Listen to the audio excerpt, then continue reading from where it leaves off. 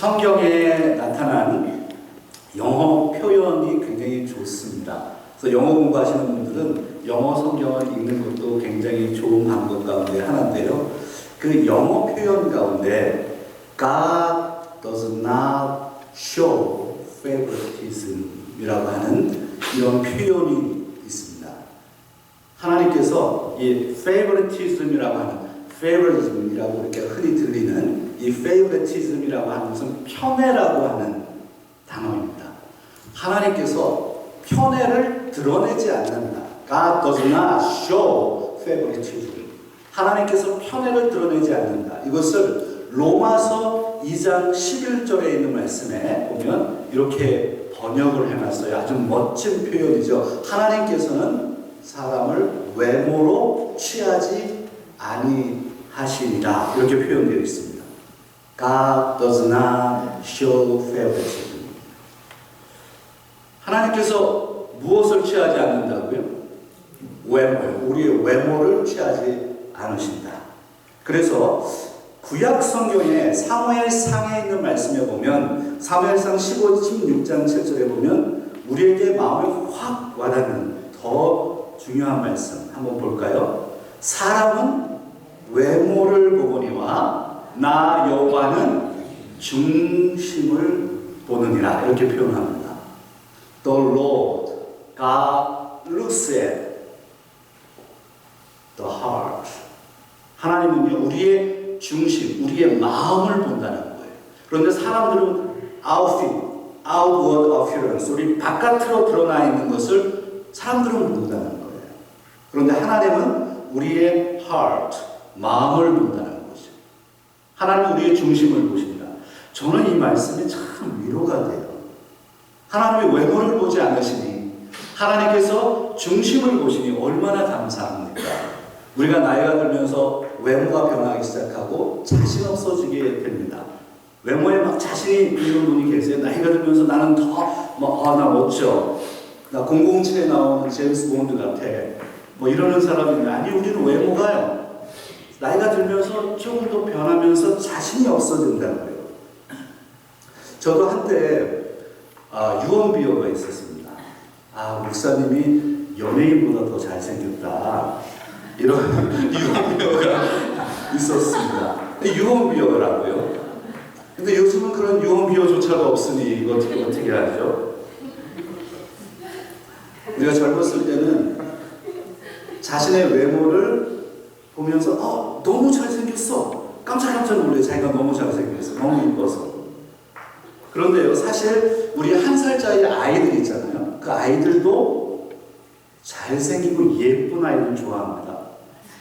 그래서 리아가요, 저를 그렇게 좋아하잖아요. 제가 지금 유머하고 있는 건 아시죠? 네. 사람들은 외모를 봅니다. 그런데 하나님께서는 중심을 본다. 우리의 마음을 본다. 참 위로가 되는 말씀이죠. 하나님은 우리의 중심을 보고 그러니 우리는 외모를 가꾸려고 노력을 하지만 사실은 더 나이가 들면서 깨닫는 것은 무엇이냐면 우리는 우리의 중심이 중요하구나. 사람은 내면의 세계가 중요하구나라는 것을 깨닫게 돼요. 2013년에 블랙 가스펠이라고 하는 다큐멘터리 영화가 있었어요. 여기 보면 아는 얼굴들, 배우들의 얼굴이 나오죠. 이 블랙 가스펠은 흑인들의 영가입니다. 흑인들이 노래를 잘하잖아요. 그 리듬이 있고. 그래서 한국의 그 날고기는 배우들 몇 명이 이제 뉴욕의 할렘가에 가서 이 할렘에 있는 그 블랙 가스펠을 배우는 그러한 것을 촬영한 다큐멘터리 영화입니다. 여기에 아주 노래 잘하는 사람들이 가가지고 이제 저에게 굉장히 인상이 깊었던 것은 그 음악 선생님, 흑인 음악 선생님, 여자 선생님이 피아노를 탁 치는 거예요. 그 피아노 반주에 맞춰서 노래를 합니다. 저 배우가 양동근 배우 같아요. 근데 저 배우가 막 그냥 자기 뽐내는 거예요. 노래 잘한다고 막 뽐내서 노래를 하는데 한 사람씩 노래를 다 듣고 난 다음에 이 음악 선생님이 딱 이런 말씀을 합니다. 당신들의 노래는 플라스틱 병 같은 느낌이에요. 영혼이 죽었어요. 이렇게 표현합니다. 여러분 그 표현을 보면 When I feel this plastic as empty bottle, the soul is dead. 제가 마시는 물이 있고 여기에는요 물이 하나도 없습니다. 물이 하나도 없어요. 노래를 부르는데 완전히 empty예요. 내용, 이 플라스틱 백이 뭐가 필요합니까? 이 플라스틱 백은 내용물 때문에 있는 건데 노래를 부르는 이 사람들이 하나도 영혼은 없는데 그냥 기술로만 노래를 하고 있는 그 모습을 보면서 이 흑인 선생님이 야단을 치는 거예요. 당신들은 지금 플라스틱 병같이 기교만 부린다고. 영혼이 죽어있다고. The soul is dead. Soul is dead. 오늘 우리의 모습은 어떻습니까? 신앙생활을 오래 했지만 마음속에 생명이 없다면 그냥 교회 생활은 열심히 하는 것 같은데 신앙생활은 열심히 하는 것 같은데 내 영혼이 살아있지 않다면 내 안에 생명이 없다면 어떻게 되겠습니까? 만약에 오늘 그런 분들이 계시다면 오늘 이 예배 가운데 생명을 소유하고 내 가슴이 주님 앞에서 펄쩍펄쩍 뛰는 여러분들 다 되시기를 주의 이름으로 축원합니다. 오늘 본문에서요 신자들에 대한 내면의 세계의 중요성을 다룹니다. 외면의 가치는 그렇게 중요하지 않다고요. 내면 세계의 중요성, 외모에 치중할 때, 외모를 가꿀 때, 외모가 여러분 단순하게 우리 얼굴 모양을 의미하는 것이 아니라 여기서 율법을 얘기하고 우리가 자랑하는 학력을 얘기하고 우리가 자랑하는 배경을 이야기하고 우리가 자랑하는 여러 가지 것들이 있단 말이에요. 그런 외모에 치중했을 때 어떻게 되겠느냐. 오늘 본문 로마서 2장 17절에 있는 말씀입니다. 한번 같이 읽기를 원하는데요. 유대인이라 불리는 내가 율법을 의지하며 하나님을 자랑하며 유대인이라 불리는 내가 율법을 의지하고 하나님을 자랑한다. 바울의 논쟁의 대상자가 드디어 등장합니다. 유대인이라 불리는 너, 유대인이라 불리는 너. 그래서 사도 바울께서 로마서 1장과 2장에 넘어가면서 베아트리체라고 하는 그 양식을 가지고 이 대상자를 계속 숨겨왔단 말이죠. 디아트리체라고 하는. 그래서 그런데 여기 등장해 드디어 유대인이라 불리는 너, 유대인이라고 하는 것을 딱 지적합니다. 유대인이라고 하는 너가 율법을 의지하고 하나님을 자랑하는 내가. 그런데 여기 잘 보시면 한글 번역 성경에는요 이렇게 번역합니다. 유대인이라 불리는 너라고 되어 있는데 영어 성경에 보면은 이것을 조건문이라고 하는 것을 드러냅니다. if라고 하는 단어를 씁니다. If you call yourself a Jew, if 내가 유대인이라고 생각한다면 내가 유대인이라고 하는 이 조건문이라면 귀결절이 필요하잖아요. 그 귀결절이 오늘 본문 로마서 2장 17절부터 24절에 정확하게 드러나 있지는 않습니다. 그러나 학자들은 어디를 이야기하느냐면 20절부터 24절이 귀결절이라고 이야기합니다. 그래서 23절과 24절에 있는 말씀을 좀 읽기를 원합니다. 한번 그 생각을 가지고요 본문을 들여다보세요. 율법을 자랑하는 내가 율법을 범함으로 하나님을 욕되게 하느냐? 기록된 바와 같이 하나님의 이름이 너희 때문에 이방인 중에서 모독을 받는다. 너희들이 그렇게 자랑하는 유대인이야? 그리고 너희들이 율법을 자랑하는 그런 유대인이야? 그런데 하나님이 모독을 받는데? 그러면 하나님은 왜 모독을 받는 거니? 라고 하는 이 논쟁거리를 계속해서 논증하는 겁니다. 오늘 이 사도 바울은 본문에서 디아트리베라고 하는 용법을 사용했는데요. 그 디아트리베라고 하는 용법은 어떤 것이냐면 글 쓰는 사람들이 가상의 대상자를 정해놓고요. 말씀대로 그 가상의 대상자를 공격하는 글을 쓰는 게 디아트리베라고 하는 용법입니다. 오늘 본문에 그 디아트리베의 대상을 세 가지로 표현을 해놨거든요. 오늘 본문에 화면으로 제가 좀 보여드리겠습니다. 17절에 있는 본문에 보면 유대인이라 불리는 내가, 그리고 21절에 다른 사람을 가르치는 내가, 23절에 율법을 자랑하는 내가. 야, 유대인이라 불리는 네가, 다른 사람을 가르치는 네가, 율법을 자랑하는 네가, 그래, 너 때문에, 너희들 때문에 하나님을 욕먹는데, 하나님이 욕먹고 하나님이 모독당하고 있는데 라고 하는 이 메시지를 전하고 있는 것이죠.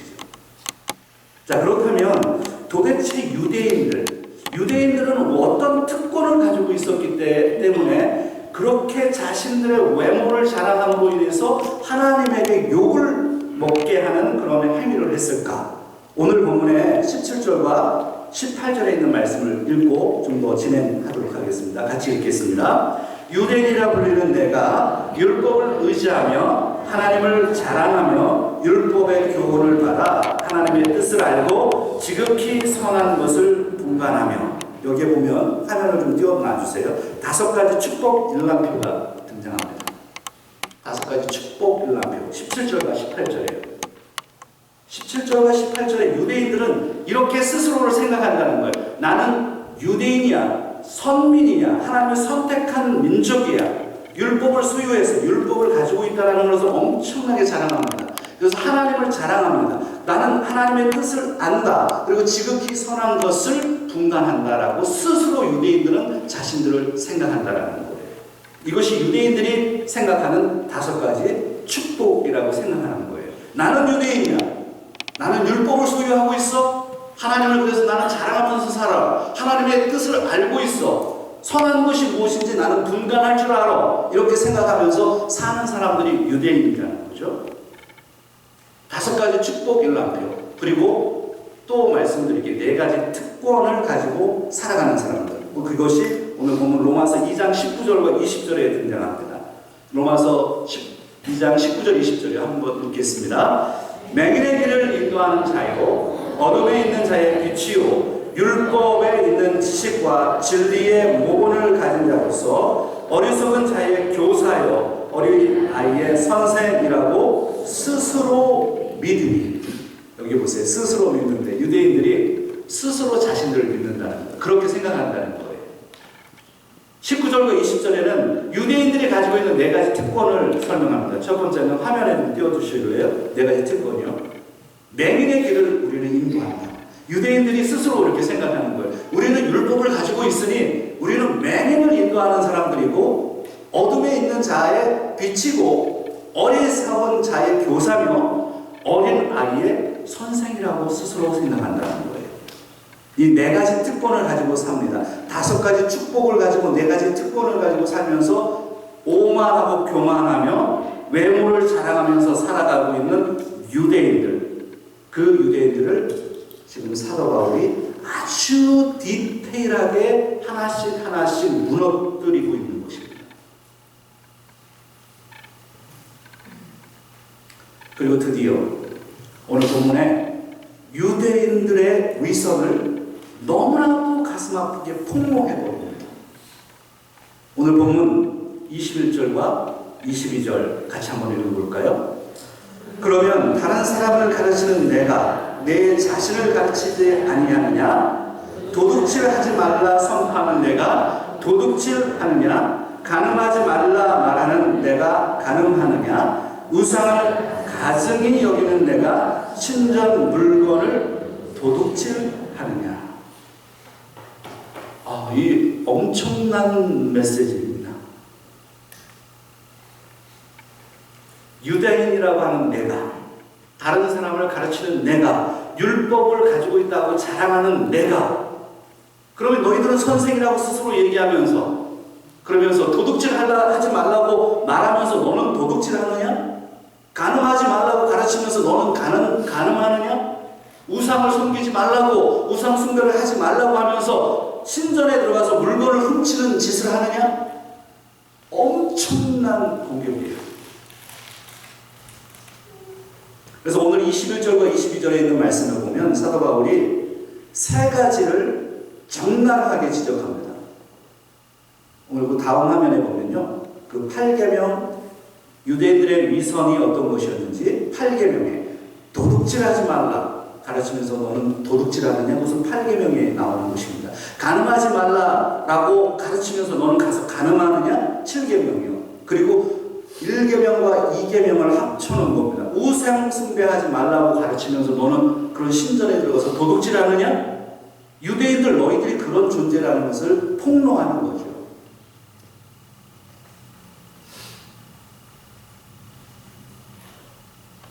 유대인들의 당당함, 우리는 하나님의 선민이야, 나는 율법을 가졌어. 그리고 다음 주에 제가 살펴볼, 우리는 할례를 한 사람 민족이야. 하나님이 우리를 선택했다니까 나는 율법을 가지고 있어서 하나님이 누군지를 알고 하나님의 뜻을 알아 라고 하는 그 당당함. 근데 그것이 위선이라면,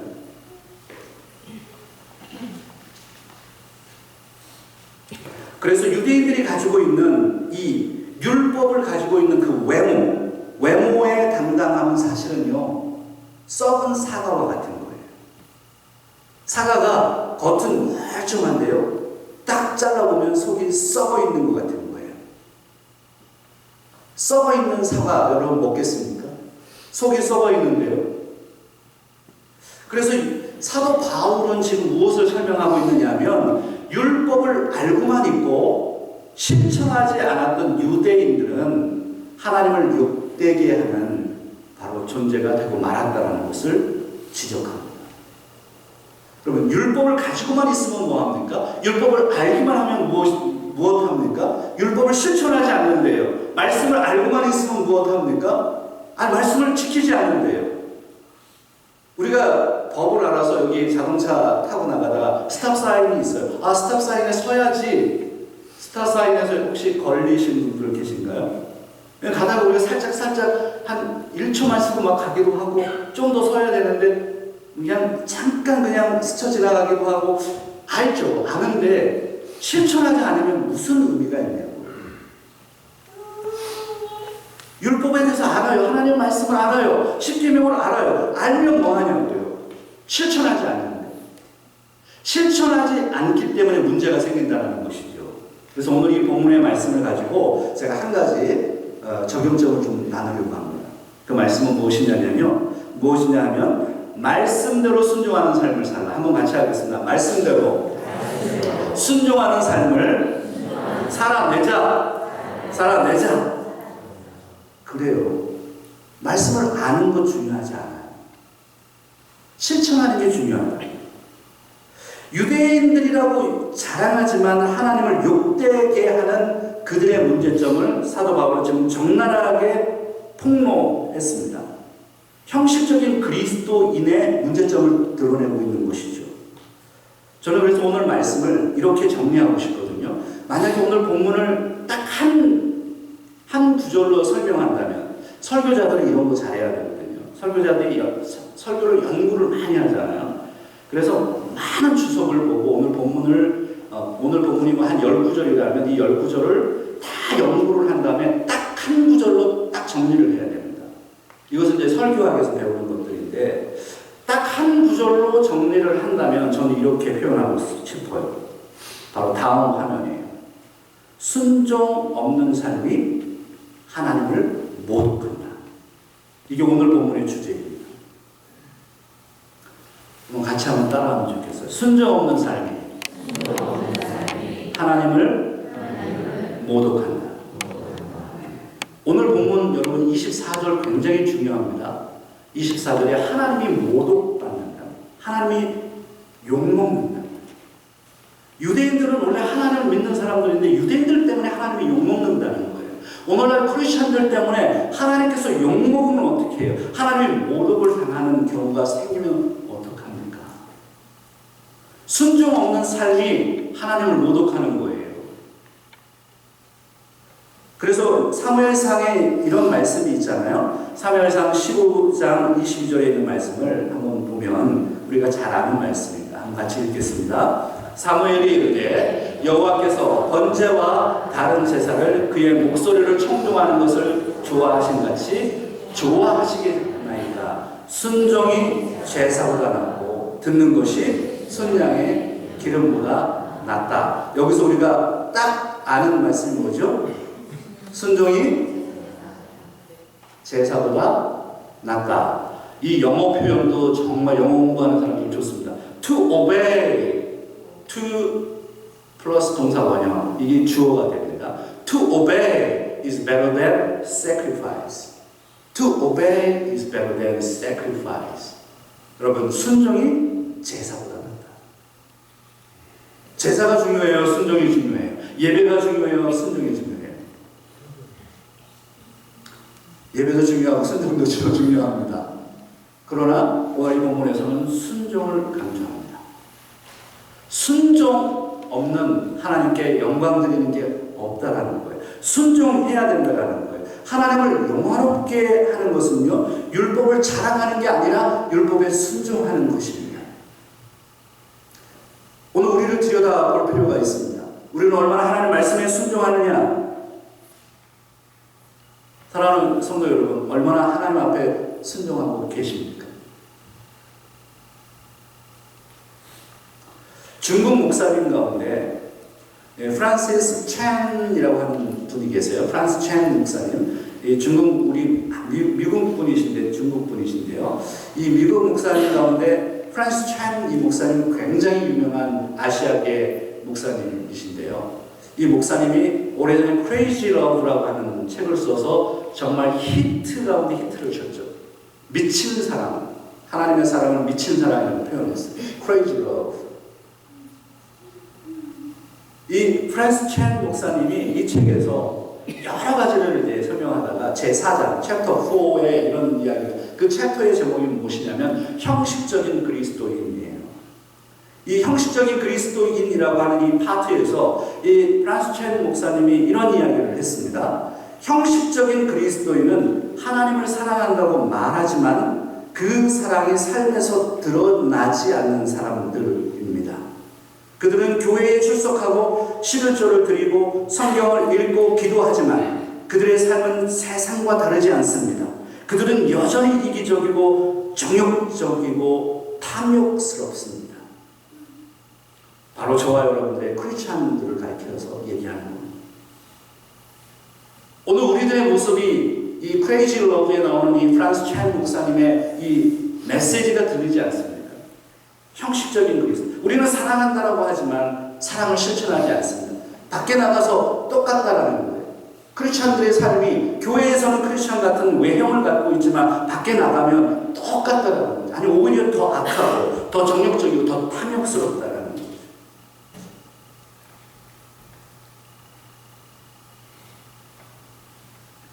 우리는 살아가면서 나이가 들면서 그리고 또 좀 철이 들면서 성숙해지면서 외모보다는 내면의 세계가 중요하다는 걸 깨닫습니다. 우리의 내면의 세계가 중요하구나. 청년들에게 이런 얘기를 물어보죠. 결혼을 앞두고 있는 청년들에게. 우리 남성 청년들에게 물어보면 너는 어떤 여자가 좋니? 라고 물어보면 남자 아이들이 꼭 이렇게 얘기합니다. 얼굴 이쁜 여자예요. 얼굴 이쁜 여자.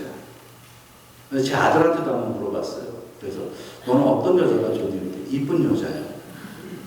그래서 제가 그런 얘기 했거든요. 야, 너가 만났을 때의 그때의 얼굴을 보지 말고 꼭 고등학교 때 사진을 가져오라고 해라. 많이 바뀌었을 수도 있으니 고등학교 때 사진을 꼭 봐야 됩니다. 여러분, 우리가 외모를 사람들은 꿈꾸죠. 이쁘고 잘생기고 그냥 괜찮고 핏이 좋고.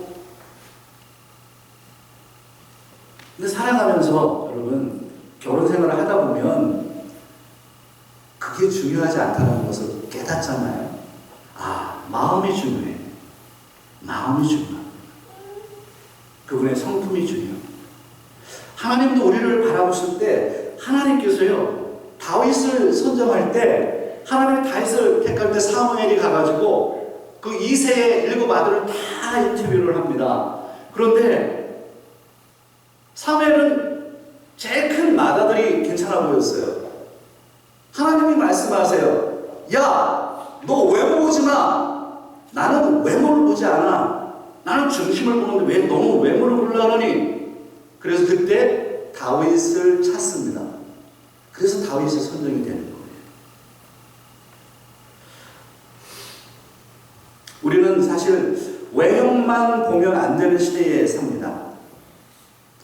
2023년, 우리가 2024년에 지금 살고 있는데 2023년에 굉장한 미국의 변화 가운데 변화에 아주 큰 핵과 같은 변화가 있었는데 그게 무엇이냐면요, 은행들의 파산이었습니다. 작년에 사태를 한번 잠깐 보시면 실리콘밸리 뱅크가 파산했어요. 실리콘밸리 뱅크는 어떤 곳이냐면 지금 실리콘 지역에 거기에 거대 기업들이 다 있잖아요. 그리고 스타트업들이 거기 엄청나게 많습니다. 산호세 그리고 샌프란시스코 쪽에 이 스타트업들을 하는 그 스타트업들에게 돈을 빌려주는 은행이었어요. 그러니 굉장한 은행이었거든요. 그런데 파산을 해버렸단 말이죠. 얼마 있다가 뉴욕에 있는 이 시그니처 뱅크도 파산을 해버리네요. 아니 미국에서 이 엄청난 은행들입니다. 이 은행들이.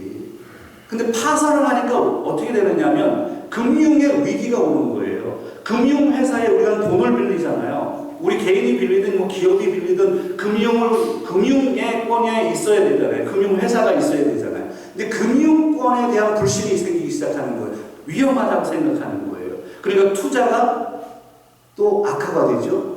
글로벌 위기가, 경기 침체가 오죠. 엄청난 사건이었습니다, 사실. 그래서 미국에서 이러한 일이 있다 보니까 연방예금보험공사 FDIC라고 하는 연방예금보험공사가 있습니다. 이게 감독하는 거예요, 은행들을. 이 FDIC에서 조사를 했어요. 아니 왜 도대체 이런 일이 발생이 됐느냐. 이 시그니처 은행을 다 감독한 다음에 결론을 냈는데요. 그 다큐멘트가 뭐냐면 그 결론이 무엇이냐면요, 은행 내부의 부실이라는 거예요. 내부가 부실하게 운영했다라는 거예요. 그 의미는 무엇이냐면 사람들이 거기다 막 투자를 하고 은행에 예금을 하잖아요. 근데 은행은 이 돈이 들어오니까 이것을 수익이 많이 난다라고 하는 암호화폐 쪽에다가 엄청나게 투자를 해버렸다라는 거죠. 그래서 이 내부의 부실로 인해서 이 은행들이 넘어갔다라는 결론을 내게 됩니다. 여러분 엄청나게 중요한 메시지. 여러분 은행뿐만 아니라요, 국가뿐만 아니라 오늘 개인도 그렇고요, 우리 교회도 그렇고요, 학교도 그렇고요, 직장도 그렇고요, 내부의 내면의 세계를 가꾸지 않으면요, 내면의 세계를 튼튼하게 하지 않으면 안 되는 거예요. 외형만 자꾸만 늘리고 외형만 크게 하고 뭐 사람들이 보기에 좋게 만들고, 그런데 딱 들어가면 아무것도 없는 허공과 같은 바로 이 플라스틱 병과 같은 그런 기업을 운영한다든지, 그러면 직장을 다닌다든지, 여러분 개인의 교회를 다닌다든지, 목사가 이런 사람이라든지, 그러면 어떻게 되겠습니까? 이것은 한 개인의 문제뿐만이 아니라 한 국가의 문제뿐만이 아닙니다. 우리의 삶에 있어서 내면의 세계를 가꾸는 것은 너무너무 중요합니다. 내부가 튼튼해야 됩니다.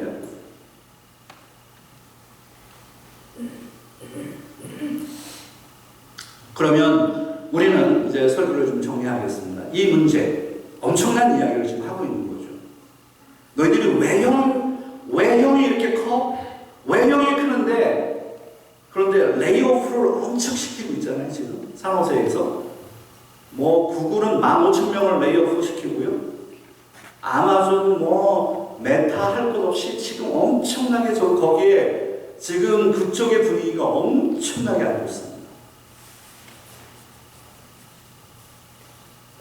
그냥 막 성장한 것 같은데 여러분 생각해 보세요. 우리가 넷플릭스 우리 코비드 기간 동안에 엄청나게 사람들이 수요가 늘어나서 넷플릭스에 사람들이 주가가 뻥뻥뻥 뛰었는데요. 여러분 지금 25% 떨어졌어요. 테슬라도 그렇고요. 왜냐하면 사람들이 자꾸 그런 수치를 보고 와 성장할 것 같아. 조금 지나면 다 떨어지는 거예요. 그래서 오늘 이게 그냥 우리의 삶과 연결되어 있는 거예요. 나의 삶과 우리 교회의 신앙생활과 직장의 생활과 우리 미국 생활이 다 연결이 되어 있는 거예요. 그래서 오늘 본문에 있는 이 말씀, 이 문제를 던지잖아요. 너희들이 외모에 치중해서 하나님이 욕되게 하고 하나님을 욕되게 하고 하나님을 모독받는 이 행위 속에서 그러면 우리는 어떻게 해야 되겠느냐. 그래서 예수님께 집중할 필요가 있습니다. 예수님의 메시지에 집중할 필요가 있습니다. 예수님의 메시지 가운데 바로 내면의 정결함을 강조하는 말씀이 있습니다. 마가복음 7장에 나오는 말씀인데요. 마가복음 7장 15절과 16절에 있는 말씀에 여러분 같이 한번 읽겠습니다. 무엇이든지 밖에서 사람에게로 들어가는 것은 능히 사람을 더럽게 하지 못하되 사람 안에서 나오는 것이 사람을 더럽게 하는 것이다. 정말 탁월한 예수님의 표현 아닙니까? 우리가 더러워지는 것은요, 내 입으로 들어가는 음식이 아니라는 거예요. 내 안에서 나오는 내 마음의 상태, 내 마음의 행동, 내 입술로 터져 나오는 언어 생활, 이런 것들 때문에 더러워진다는 거예요. 그래서 마가복음 7장 21절, 23절에 있는 말씀에 보면, 그래서 그 더럽게 하는 것이 도대체 뭐냐? 같이 한번 읽겠습니다.